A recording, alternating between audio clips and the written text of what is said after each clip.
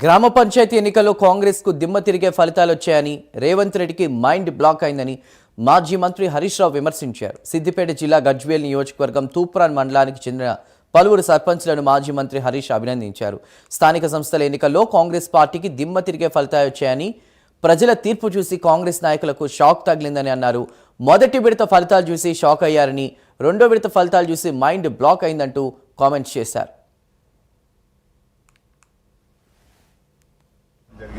BRS party తరఫున గెలుపొందిన సర్పంచులు, ఉప సర్పంచులు, వార్డు మెంబర్లు అందరూ కలిసి ఈరోజు కలవడం జరిగింది.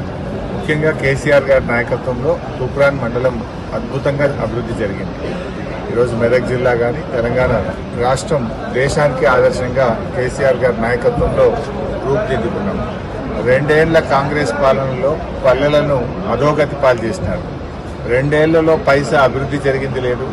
కనీసం కేసీఆర్ గారు కొన్నటువంటి ట్రాక్టర్లలో డీజిల్ పోసే పరిస్థితి కూడా లేకుండా అయిపోయింది. పల్లెలు అపరిశుభ్రంగా మారిపోయినాయి.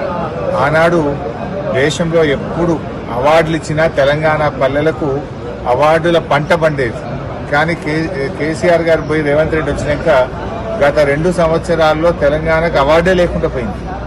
దేశంలో అవార్డులు ఇస్తే తెలంగాణ పేరు లేకుండా, తెలంగాణ పల్లెలు లేకుండా అవార్డులే ఉండకపోవు. కానీ రేవంత్ రెడ్డి వచ్చిన తర్వాత పల్లెల్ని నిర్లక్ష్యం చేయడం వల్ల, పల్లెల అభివృద్ధి కుంటుపడడం వల్ల ఈరోజు ఒక్క అవార్డు కూడా రానటువంటి పరిస్థితి. ఆనాడు పెట్టిన పల్లె ప్రకృతి వనాలు కానీ, డంప్ యార్డులు కానీ, ట్రాక్టర్లు కానీ అన్ని మూలకు పడ్డటువంటి పరిస్థితి కనబడతా ఉంది.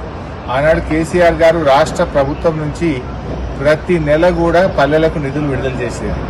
కానీ రేవంత్ రెడ్డి వచ్చిన తర్వాత ఇటు పల్లెలకు రాష్ట్ర ప్రభుత్వ నిధులు బంద్ అయిపోయినాయి, కేంద్ర ప్రభుత్వ నిధులు కూడా బంద్ అయిపోయి అభివృద్ధి పూర్తిగా కుంటుపడినటువంటి పరిస్థితి ఉన్నది. అభినందనలు తెలియదు.